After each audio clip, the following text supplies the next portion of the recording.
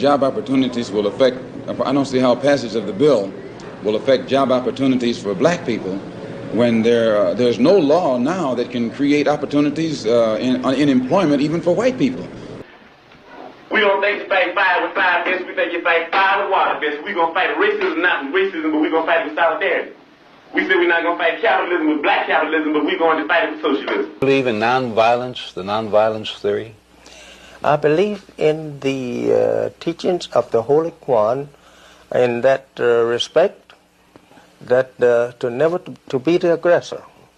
Would you believe me if I told you that the black liberation has always been deeply rooted in communism? On June 1st, they began to systematically destroy neighborhoods, and they had airplanes dropping things down on people's houses, and they had made up their minds to clear the entire area of black. From the fiery resistance of slavery to the self-sustaining black communities that flourished after the Civil War, to the powerful political movements that came in the 60s, all the way to the drugs and mass incarceration, one thing has always been clear, and that is that black liberation and communism is on the same side of the coin. The Haitian Revolution is probably the most profound revolution ever realized by human beings. The only place where slaves created a nation. Before we even talk about communism, let's look at the earliest acts of resistance, all the way to the most modern. The fight for black liberation has always been rooted in a struggle against exploitation and a desire to control our own destiny.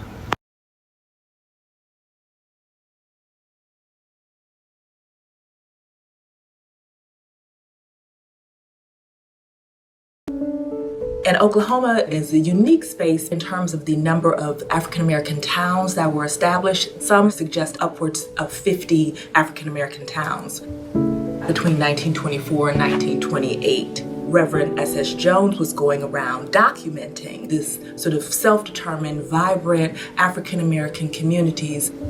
You see the African-American educators, doctors, lawyers, landowners, oil barons. And I think that's what's so remarkable about this footage. To think that individuals, how many years out of slavery, are now owning oil wells that are producing 2,000 barrels a day. Is that not the ultimate American dream? Is that not the ultimate American story? After the Civil War, black people rebuilt, recreated thriving communities, founded black schools, established businesses, and even governed ourselves. During the Reconstruction, we were no longer simply fighting for freedom. We were creating a new society, one built on economic self-sufficiency, political power, and community control. But Tulsa's whites don't like what they see. In May 1921, after a black man is accused of assaulting a white woman, a white mob rampages through the city.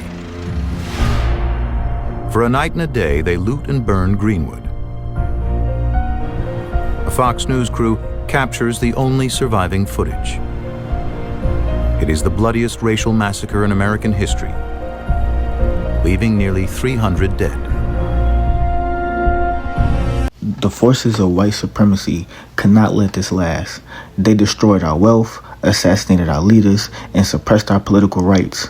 It was the first major attack on what later will become the movement for black self-determination and economic independence.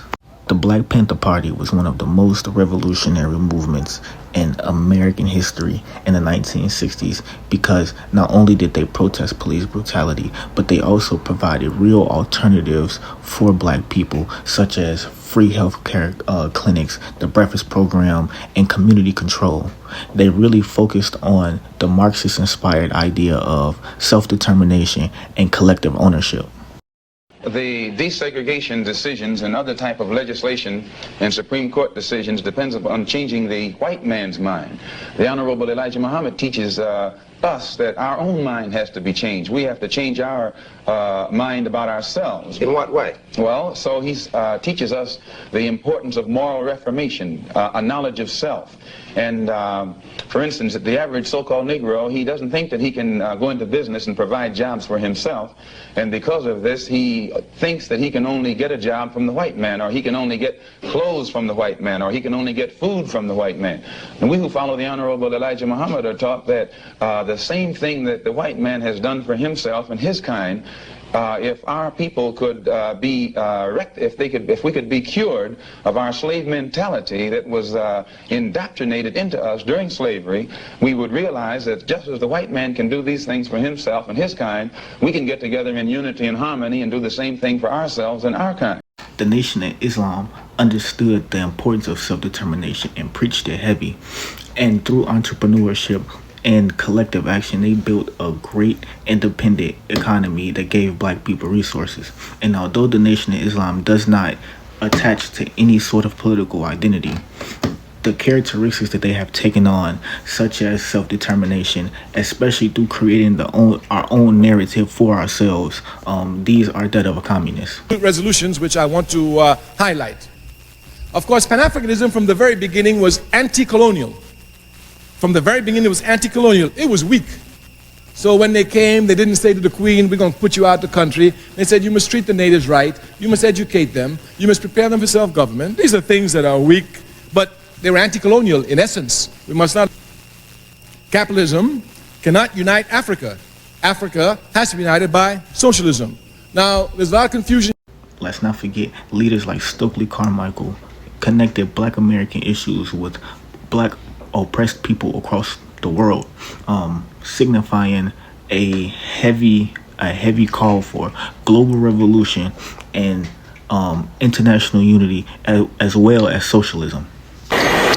My recruitment by the FBI was very efficient, very simple really. I'd stolen a car and went joyriding over the state limit, and they had a potential case against me, and I was looking for an opportunity to work it off. And a couple of months later, that opportunity came when FBI agent Roy Mitchell asked me to go down to the local office of the Black Panther Party and try to gain membership. Just like other communist movements around the world, this was not allowed to rise. COINTELPRO destroyed leaders, split up groups, and creates chaos, not only within Black America, not only within the Black Panther Party, but around the world. Then they hit us with all the drugs and all the different systematic things that they use to destroy our communities further as we progress further into the 70s and the 80s and even into the present moment. This is what they have done, and they have done this across the world, across the board. I made this video to show the evolution of our movement and to show that the black liberation fight is far from over, and that indigenous communism provides one clear path, one clear destiny that we can all collectively work to and promote collective power and spiritual reclamation. How you see with the Hebrew Israelites and the Nation of Islam, and all of these different spiritual awakenings where we are reclaiming our original spiritual identity, and also political sovereignty. We are in the process of trying to truly identify ourselves with some political system that will serve us as a nation.